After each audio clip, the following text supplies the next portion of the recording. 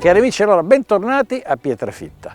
Ci siamo lasciati nel precedente appuntamento con due splendide catture e eccoci qua nuovamente sul lago a continuare la nostra sessione, a parlare di come approcciare questo lago particolare, campo gara meraviglioso, campo gara internazionale, ricco di carpe, ma per gli amanti dello spinning anche ricco di black bass. Abbiamo visto nella precedente puntata come poter arrivare a pescare il lago di Pietrafitta, tessere FIPSES, a prenotare una piazzola, e adesso abbiamo visto anche come, nella precedente puntata, come abbiamo iniziato ad affrontarlo. Continuiamo la nostra sessione, man mano che si sviluppa la nostra pescata andremo a vedere quelli che sono i momenti tecnici più salienti. Quindi adesso, visto che c'è un meraviglioso tramonto alle mie spalle, cominciamo e continuiamo a pescare. Allora si comincia a prepararci per la notte e quindi, anche se fa un caldo e sembra di essere a luglio, ma siamo a ottobre, comunque dobbiamo prendere le nostre precauzioni. Ora spero che la notte sia piacevole come lo è stato il giorno, per cui pian pianino vado a montare questa tenda in modo più veloce possibile. Ci siamo, prossimi al tramonto, bisogna montare una copertura, in questo caso semplicissimo shelter. Viste le temperature non ho montato un pavimento per non perdere tempo, ma fra circa un mesetto, quando comincia a esserci tanta umidità che sale dal suolo, il pavimento è fondamentale per evitare di trovarsi fradici la mattina. Shelter, lettino, comodo, stabilissimo, piccolo saccappello leggero, una luce a portata di mano, le canne a portata di mano, tutto quanto deve essere chiaramente strutturato e pensato affinché si esca senza intoppi, si possa afferrare e combattere, vedere, fotografare, eventualmente rilasciare subito senza problemi per poi tornare in tenda. Questo è uno dei grandi piaceri del car fishing, come l'abbiamo sempre vissuto. Questa parte tutto sommato è la parte affascinante, un po' misteriosa, la notte, il pescare di notte, lo stare dentro una tenda, ogni tanto qualche visita di qualche animale, mai pericolosi, che io mi ricordi. E uno spettacolo del genere riempie sicuramente una giornata in attesa che le carpe facciano il loro dovere e visitino i nostri terminali.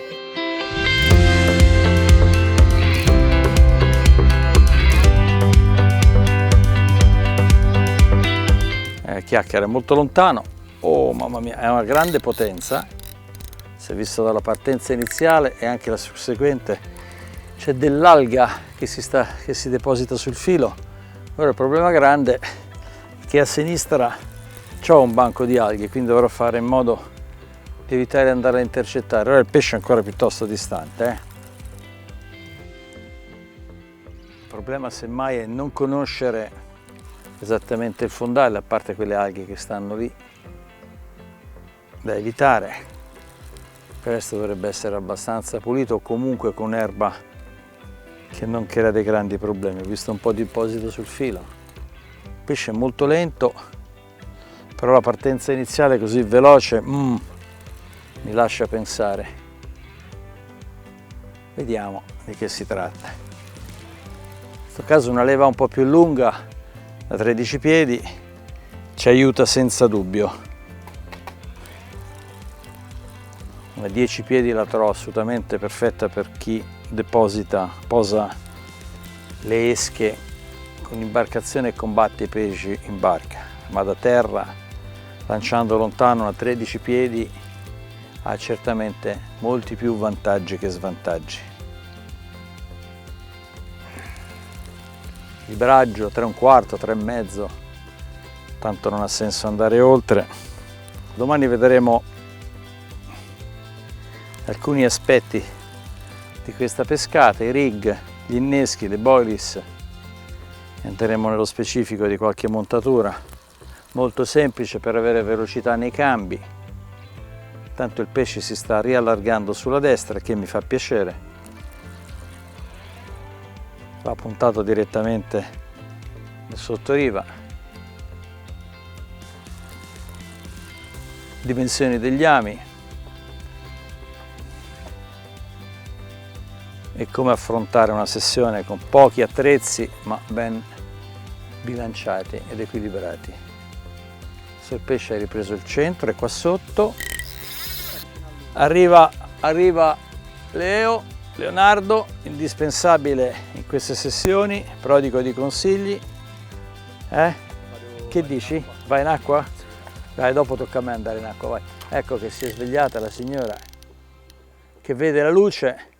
Quindi, cari amici, quando pescate, ora stiamo facendo un video per cui il discorso è diverso, ma quando peschiamo dobbiamo imparare a ridurre l'uso delle lampade all'ultimissimo secondo, perché il flash, la lampada, la luce sono un problema piuttosto grave.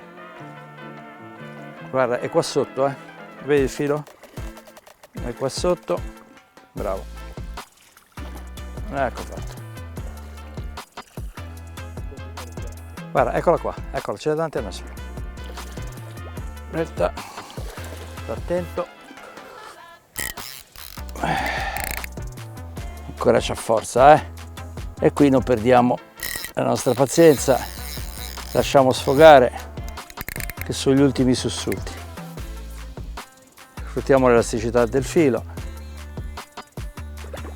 Vede il guadino, quantomeno ne percepisce la presenza, si rovescia e dovrebbe arrivare.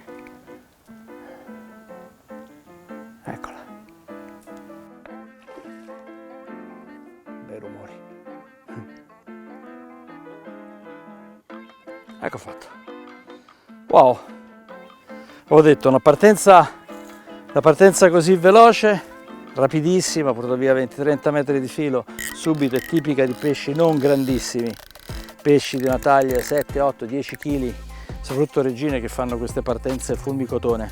Vediamo il pesce, non è enorme, ma francamente, visto per come si è comportata, va più che bene.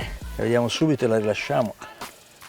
Guardate, massa di muscoli, bellissimo, carpa regina, 7-8 kg di peso, bellissimo pesce, perfetto, in condizioni assolutamente strepitose. Guardate che pinne, guardate che colori meravigliosi. I laghi i pesci di Pietrafitta sono veramente stupendi. Pertanto l'abbiamo vista, la lasciamo tornare subito indietro, che ci ha fatto passare un bel momento.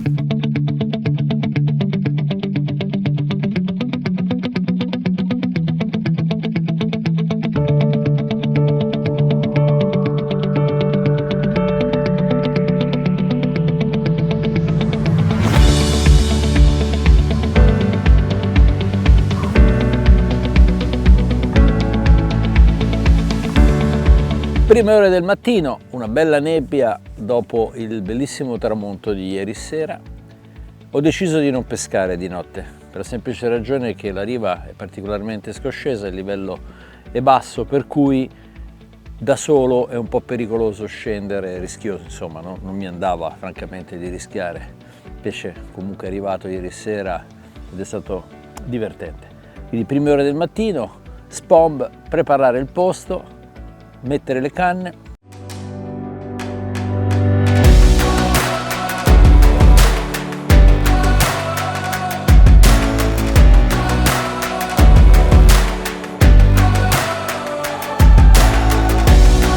Recupero le canne e le rilancio, le rinnesco e le rilancio perché le ho lanciate praticamente al buio questa mattina, prima dell'alba, in modo da vedere se ero veramente in pesca. Intanto ne approfittiamo per vedere il piccolo trave che sto utilizzando, che ormai è un classico. Devo rifare comunque l'innesco perché si è spezzato. Importante, come si può vedere, 15, 16, 18 cm al massimo di lunghezza del finale, l'antitengo, un piombo molto stabile che si lanci lontano innescate queste pellets che sono molto efficaci in questo, molto usate tra l'altro, molto di moda. Quindi adesso le rinnesco pian pianino, le rilancio, poi un paio di colpi di spom nuovamente per tenere la zona pasturata, visto qualche pesce arrollato in zona.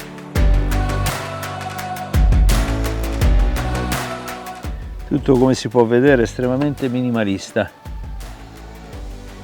Non c'è bisogno in un lago del genere, che comunque subisce una certa pressione di pesca, non c'è bisogno di avere esche particolarmente grandi, anzi i fatti dimostrano ampiamente che sono le esche piccole a prevalere, come accade in tante acque simili per pressione di pesca. Quindi inneschi piccoli, la nostra montatura. La cosa da non sottovalutare ad esempio è l'utilizzo anche di paste, ovvero di impasti, a coprire l'esca. Ieri l'abbiamo utilizzata su una canna lasciata a sé stante e ha subito garantito una cattura. Adesso vedo con calma di preparare una bombetta piccola, la carico con pezzi di bolis e poi cerco di rilanciarla nella zona su cui ho operato con lo spomb. Bolis in questo caso banana krill, come suggeritomi, poi questo crusher molto comodo per creare un po' di polvere con cui andare a riempire la bombetta. Veramente comodo. Se le bolis chiaramente sono fresche, si riesce veramente a fare un ottimo lavoro. Ecco qua, allora questo è il nostro bonbon che poi andiamo a lanciare nella zona dove abbiamo spombato. Si possono fare sia col sacchettino che con le retine, ricordandoci sempre di utilizzare quei liquidi in assenza di acqua, perché con la presenza di acqua andrebbe a sciogliersi il pivo. Quindi vari attrattori, stimolatori, aminoacidi che vogliamo utilizzare per rinforzare la nostra esca.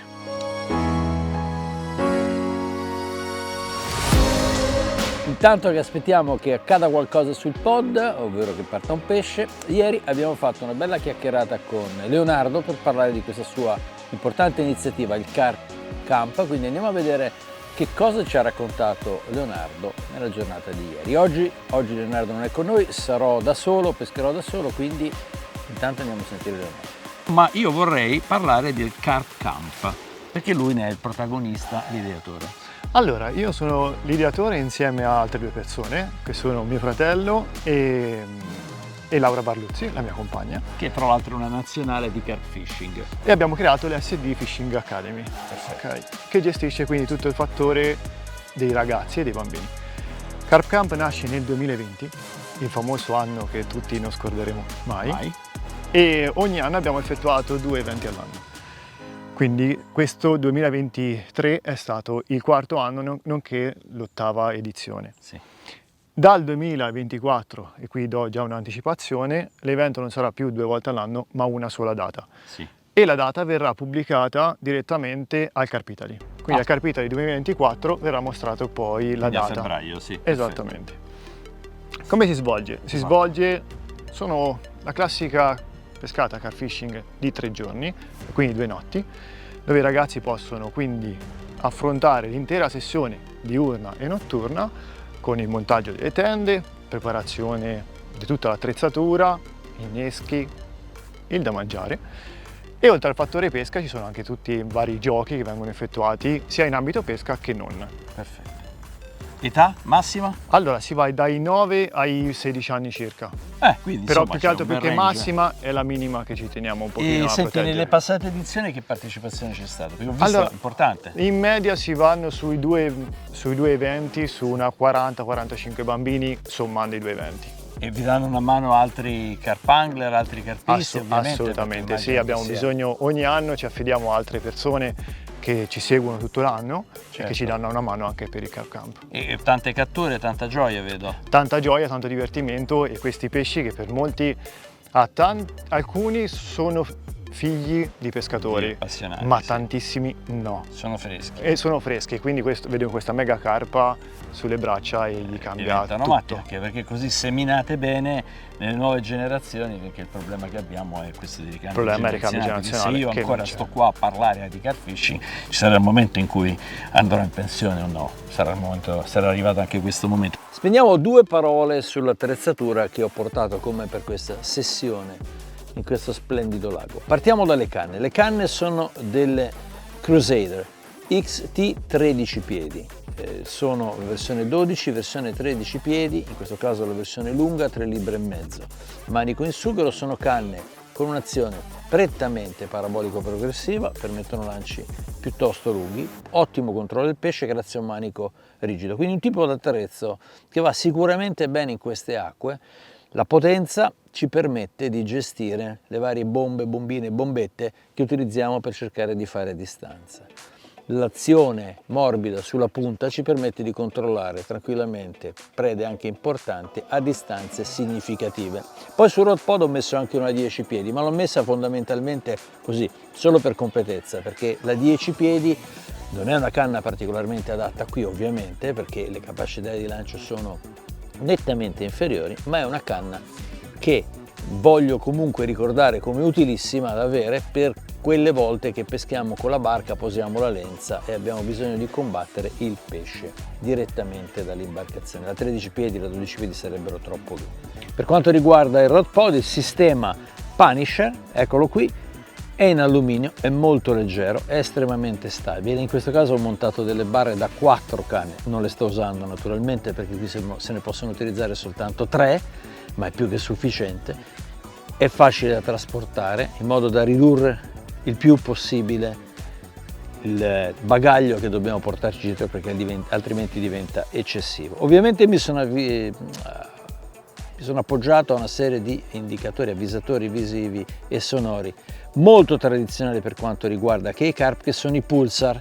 Questi indicatori sono indubbiamente, hanno dimostrato i fatti, gli anni di utilizzo, assolutamente affidabili. Resistono all'acqua, hanno delle batterie che sono praticamente eterne. Volume, sensibilità e tono, le caratteristiche di un avvisatore sonoro da rapporto qualità-prezzo assolutamente ideale. Quindi in definitiva il Pulsar affidabile, le regolazioni che ci servono per le nostre sessioni di pesca, per differenziarci. Il look è quello molto gradevole, è affidabile, è resistente, ha una batteria dalla durata lunghissima, cosa chiedere di più?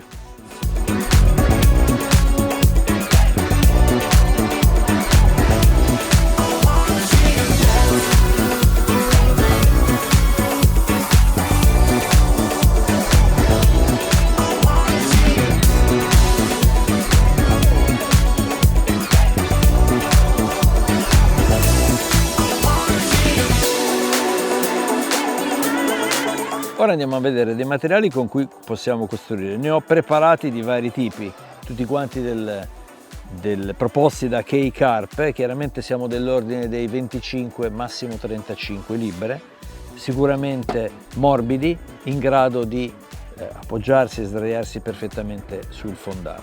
Quindi tutta la parte di preparazione del rig finale può essere fatto o con degli intrecciati oppure con il fluorocarbon, che è un'altra soluzione vincente. Infatti ora vi faccio vedere come risulta una presentazione in fluorocarbon.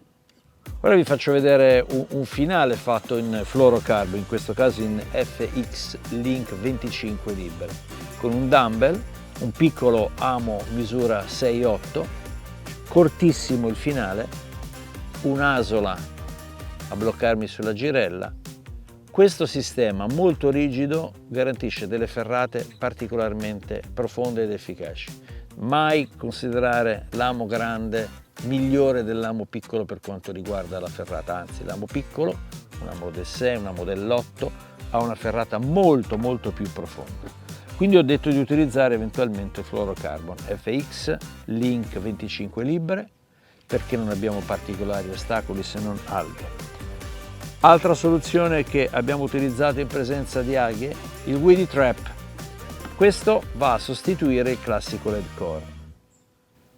si monta esattamente come un LED core, è completamente mimetico, è invisibile, è anche simpatico da utilizzare, questa specie di albero di Natale.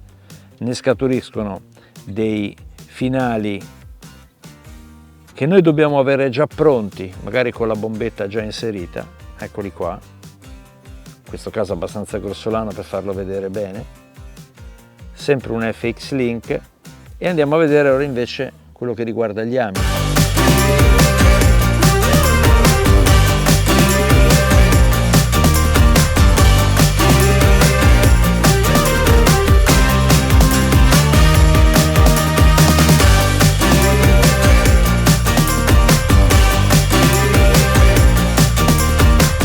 Abbiamo detto degli ami. Per quanto mi riguarda, misura 6 è difficile che ormai ultimamente io scenda sotto la misura 6, intendo dire vada su ami più grossi della misura 6, quindi utilizzo dei 6, degli 8. In questo caso l'anti-eject hook di K-Carp, un ottimo amo, affidabilissimo, lo uso da anni. La forma è un disegno che aiuta moltissimo l'aggancio e la tenuta del pesce.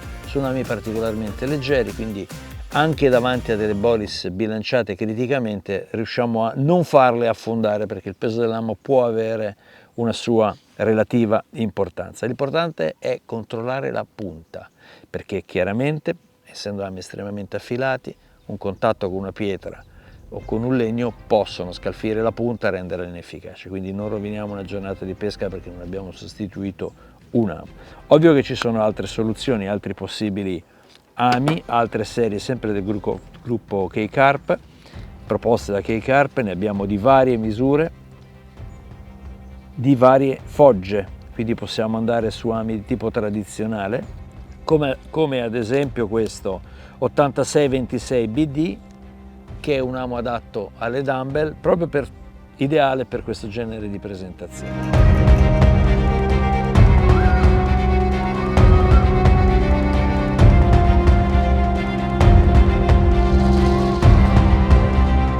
Allora, cari amici, siamo arrivati ai saluti finali di questa puntata di Appunti di Carfishing.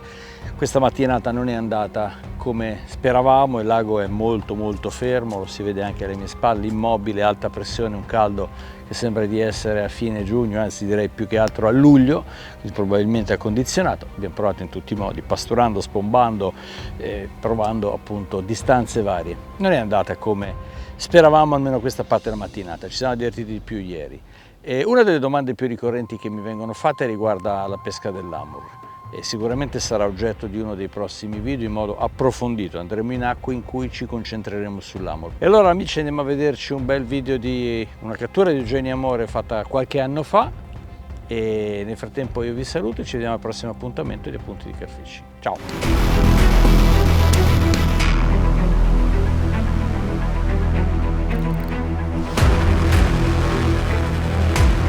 Eccoci, vai, è ripartita sulla stessa canna, stiamo pescando con delle Rival, che sono canne abbastanza potenti, però nel combattimento hanno una punta abbastanza morbida e sono molto divertenti.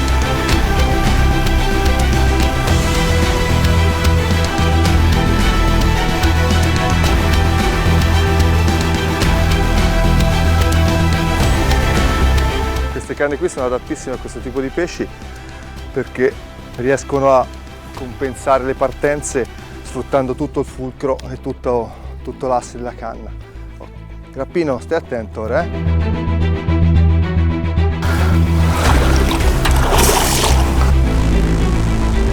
munnelli sono potentissimi, stiamo pescando con del fluorocarbon in bobina.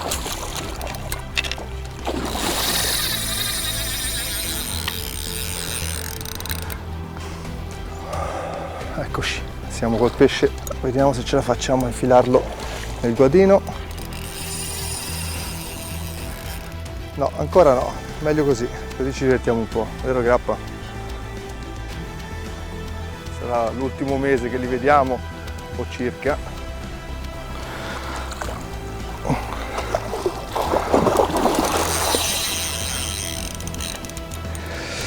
Vogliamo, non bisogna avere troppa fretta, perché anche dentro il guadino rischiano di spaccare le reti. quindi noi siamo qui con calma.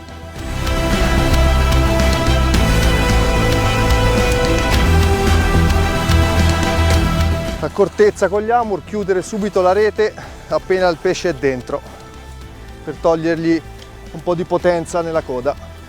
Pesci divertentissimi, potentissimi, come dicevo prima bisogna stare attenti a non avere fretta di guadagnarli, perché appena rientrano, appena vedono la rete, appena vedono la riva, ripartono in maniera prepotente. E adesso andiamo a liberarlo.